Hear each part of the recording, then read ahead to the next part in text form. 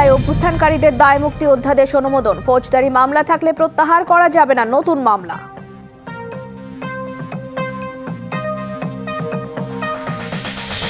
শেষ পর্যন্ত ভাঙছে না জামায়াতের নেতৃত্বে 11 দলীয় জোট। রাত 8টায় সংবাদ সম্মেলনে ঘোষণা হবে চূড়ান্ত আসন তালিকা।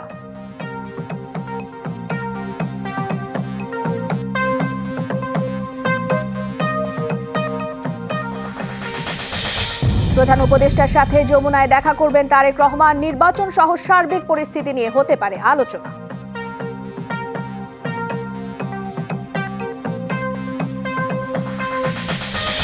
পোস্টাল ব্যালট নিয়ে একটি দলের কর্মকাণ্ডে ইসির ব্যাখ্যা চায় বিএনপি। পোস্টাল ব্যালটের ভিডিও ভিত্তিহীন বলছে জামায়াত।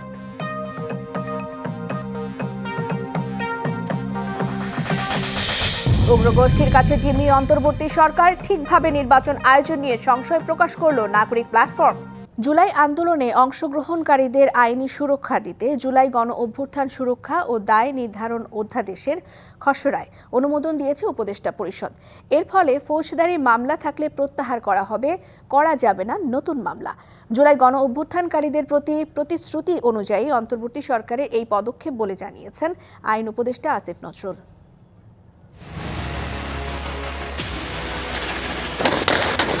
2024 জুলাই চাকরিতে কোটা সংস্কার আন্দোলন রূপ নেয় সরকার পতনের এক দফা দাবিতে। সংঘাত সহিংসতা ছড়িয়ে পড়ে দেশ জুড়ে। ছাত্র জনতার গণ অভ্যুত্থানের মুখে পতন হয় আওয়ামী লীগ সরকারের। জাতিসংঘের ফ্যাক্ট ফান্ডিং মিশনের তৈরি করা প্রতিবেদনে বলা হয় 24-এর 1 জুলাই থেকে 15 আগস্ট পর্যন্ত 1400 মানুষ নিহত হতে পারেন, আহত হন অনেকে। পরে দাবি ওঠে জুলাই গণ অভ্যুত্থানে অংশগ্রহণকারীদের সুরক্ষা ও দায়মুক্তির। বৃহস্পতিবার প্রধান উপদেষ্টা ডক্টর মোহাম্মদ ইউনূসের সভাপতিত্বে উপদেষ্টা পরিষদের বৈঠকে অনুমোদন দেয়া হয় এ সংক্রান্ত অধ্যাদেশের। ফরেন সার্ভিস একাডেমিতে সংবাদ সম্মেলনে এর বিস্তারিত তুলে ধরেন আইন উপদেষ্টা। জুলাই গণ অভ্যুত্থান ও দায় নির্ধারণ অধ্যাদেশ আজকে ক্যাবিনেটে অনুমোদিত হয়েছে। এটা আশা করি আগামী 5-7 দিনের মধ্যে গেজেট নোটিফিকেশনের মাধ্যমে আইনে পরিণত হবে।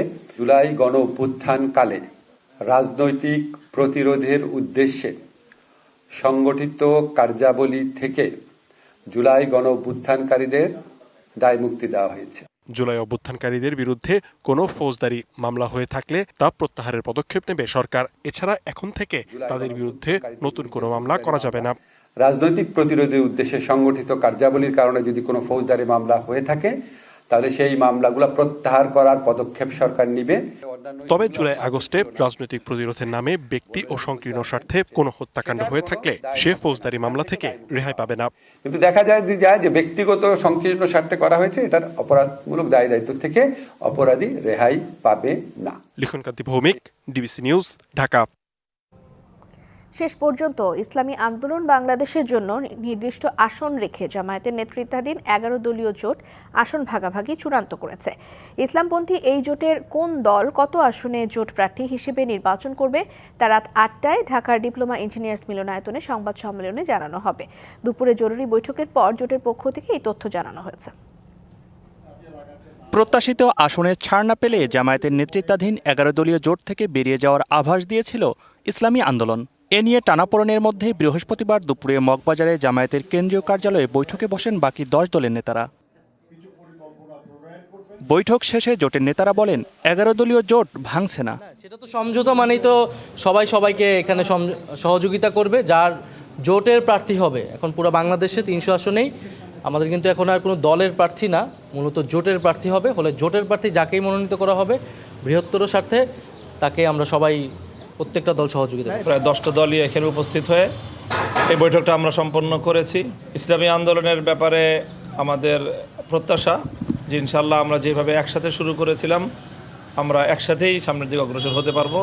জামায়াতের নায়েবে আমির ডাক্তার সৈয়দ আব্দুল্লাহ মোহাম্মদ তাহের জানান, কিছু মতভিন্নতা থাকলেও আসন ভাগাভাগির বিষয় চূড়ান্ত হয়েছে। প্রথম কথা হচ্ছে আমরা কোনো ঝামেলার ভিতরে নাই এবং আমাদের ভিতরে যে আলাপ আলোচনা হচ্ছে কিছুটা মতভিন্নতা হচ্ছে, এটা ঝামেলা বলা যায় না। আসন সমঝোতা নিয়ে এর আগে বুধবার সংবাদ সম্মেলন ডাকা হলেও পরে তা স্থগিত করা হয়। DBC news desk. প্রধান উপদেষ্টা ডক্টর মোহাম্মদ ইউনূসের সঙ্গে সাক্ষাৎ করবেন বিএনপির চেয়ারম্যান তারেক রহমান। প্রধান উপদেষ্টার বাসভবন যমুনায় এই বৈঠক হওয়ার কথা রয়েছে। বিএনপির একাধিক নেতা বিষয়টি নিশ্চিত করেছেন। 12 ফেব্রুয়ারি অনুষ্ঠেয় ত্রয়োদশ জাতীয় সংসদ নির্বাচন সহ দেশের সার্বিক পরিস্থিতি নিয়ে বৈঠকে আলোচনা হবে বলে মনে করছেন বিএনপির নেতারা। গত বছরের 13 জুন লন্ডনের একটি হোটেলে ডক্টর ইউনূসের সাথে দেখা করেন তারেক রহমান। ওই বৈঠক শেষে তারেক রহমান এবং অন্তর্বর্তী সরকারের প্রধান উপদেষ্টার পক্ষ থেকে একটি বিবৃতিও দেওয়া হয়। 25 ডিসেম্বর তারেক রহমান দেশে ফেরার পর ফোনে কথা বলেন প্রধান উপদেষ্টার সাথে।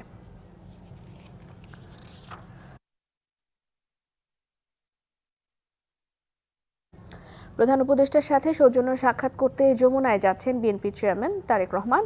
আরও জানাতে সেখান থেকে সরাসরি যুক্ত হচ্ছেন সহকর্মী হাসিব পান্থ। হাসিব, তারেক রহমান যেহেতু প্রধান উপদেষ্টার সাথে সাক্ষাৎ করতে এর মধ্যে রওনা হয়েছেন, কখন নাগাদ আসতে পারে জানতে পেরেছেন কিনা? সেই সাথে কি কি বিষয় নিয়ে আলোচনা হয়েছে? নেতাকর্মীরা সেই বিষয়ে কিছু জানিয়েছেন কিনা?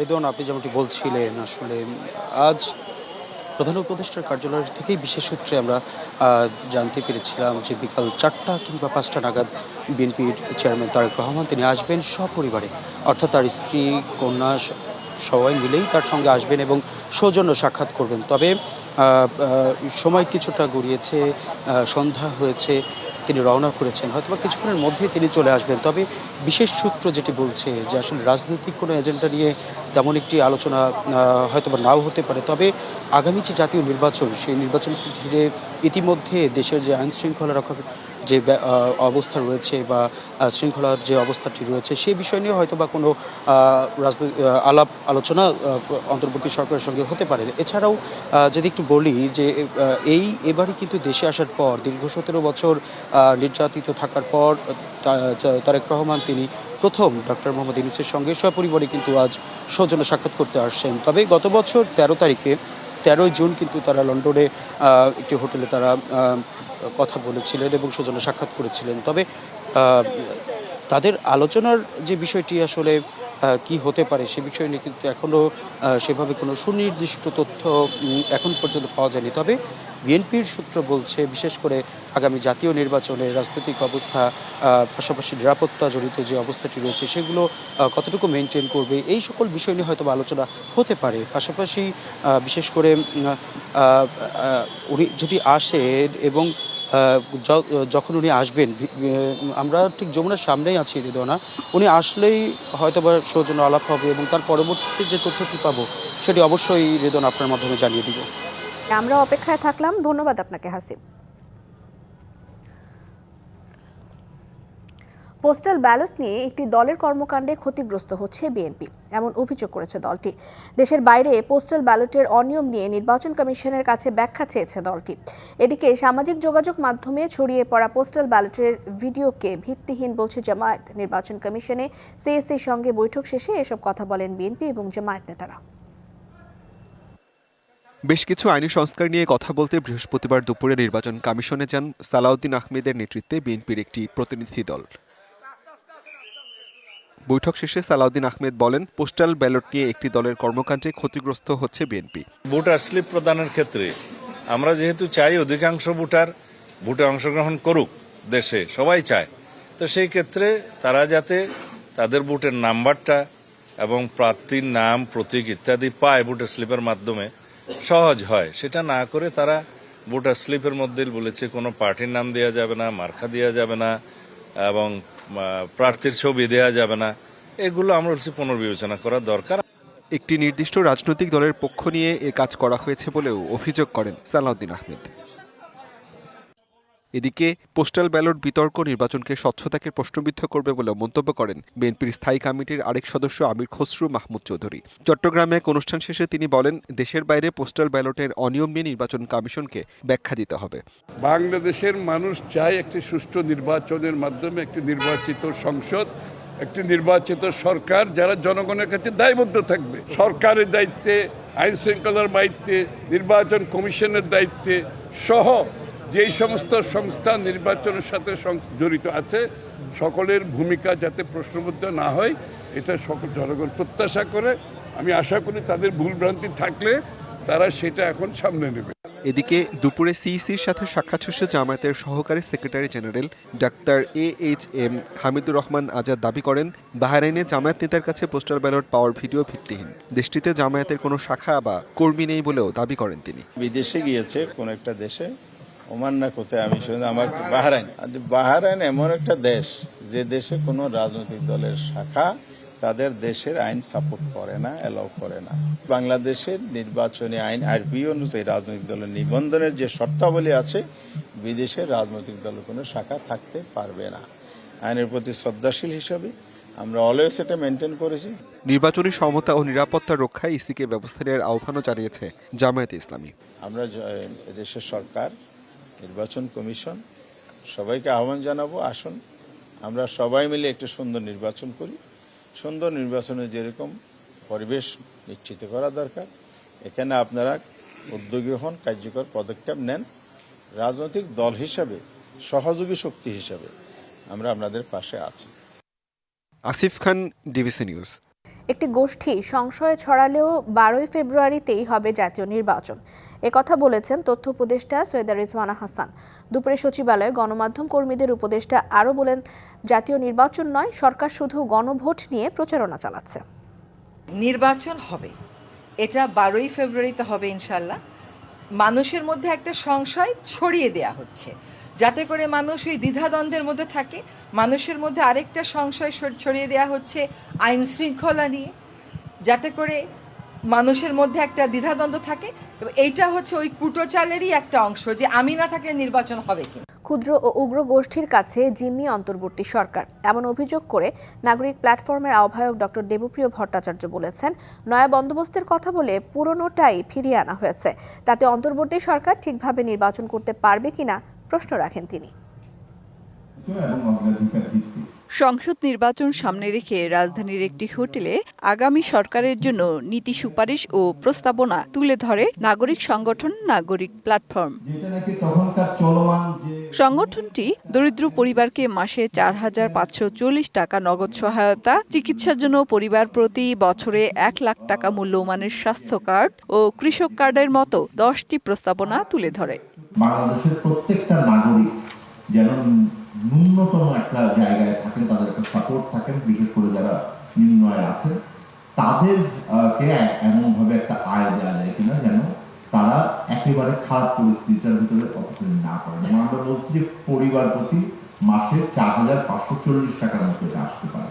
মিডিয়া ব্রিফিংয়ে বক্তারা বলেন, নির্বাচনের আগে কিংবা পরে সংখ্যালঘু জনগোষ্ঠী নিরাপদ নয়। আমাদের সংখ্যালঘু জনগোষ্ঠীর উপরে নিপীড়ন, নির্যাতন, হত্যা, তাদের ধর্মীয় প্রতিষ্ঠান ভাঙচুর করা, তাদের ব্যবসা প্রতিষ্ঠান ভাঙচুর করা, এগুলো হয়ে যাচ্ছে। কিন্তু আমরা খুবই দুঃখের বিষয় যে সরকারের কাছ থেকে তেমন কোনো আমরা বড় পদক্ষেপ এখনো দেখি না এটা থামানো। আমরা কি মনে করি এটা আমাদের নিজেদের দেশ, কিংবা যারা রাষ্ট্র পরিচালনার দায়িত্বে যান তারা কি মনে করেন যে এটা সাধারণ মানুষের দেশ, সব মানুষের দেশ? এবং সব মানুষের দেশ যদি তৈরি করতে আজকে প্রতিটি অবস্থানের মানুষের জন্য অধিকার নিশ্চিত করতে হবে। আয়োজনে নাগরিক প্ল্যাটফর্মের আহ্বায়ক বলেন, অন্তর্বর্তী সরকার ক্ষুদ্র ও উগ্র গোষ্ঠীর কাছে নতি স্বীকার করেছে। এছাড়া নির্বাচন সঠিকভাবে হবে কিনা তা নিয়েও সংশয় তার। শেষ পর্যন্ত ওনারা নতুন শক্তির অংশ কথা বলে শেষ বিচারে যে একটি ক্ষুদ্র এবং উগ্র গোষ্ঠীর কাছে অনেক ক্ষেত্রে জিম্মি হয়ে গেলেন। সেই জন্য ওনারা আচরণও করতে পারলেন না, ওনারা নাগরিকদের সুরক্ষা দিতে পারলেন না। এখন প্রশ্ন হচ্ছে ওনারা কি নিরপেক্ষভাবে নির্বাচনটাও করতে পারবেন কিনা ঠিক মতো, সেই প্রশ্ন এসেছে। বক্তাদের মতে, নতুন রাষ্ট্র ব্যবস্থার জন্য সবার মধ্যেই সংস্কার আনতে হবে। Meher Moni, DBC news, Dhaka.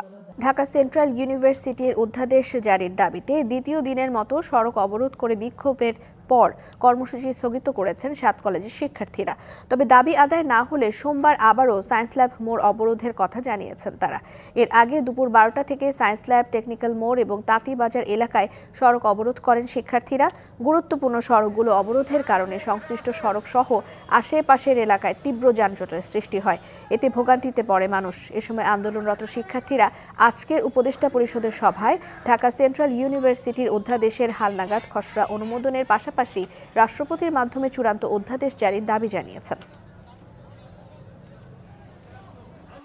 অধ্যাদেশ জারি করলে আমরা আরো ফেসিলিটিস পাবো, আমাদের ক্যাম্পাস আরো ভালো হবে, উন্নত হবে, বিসি প্রো বিসি রেজিস্টার সবকিছুই আমরা পাবো। যদি মানসম্মতভাবে দেওয়া হয় একটা বিশ্ববিদ্যালয়, তাহলে তো উচ্চশিক্ষার দ্বার খুলে যাবেই। আর এখন যে ভাব দেখতেছে আমাদের ভবিষ্যৎ অন্ধকার ছাড়া আর কিছু না। যদি শিক্ষার্থীদের পরে টেবিলে না ফিরানো হয়, এই জনদুর্ভোগ সৃষ্টি আরো বৃদ্ধি হবে। আজকে বিকালের ভিতরে যদি ফাইনাল ডিসিশন না আসে, আমরা যমুনা মাস ফর যমুনা ঘোষণা করবো ইনশাল্লাহ, এবং আজকের ভিতরে সেটা হতে হবে।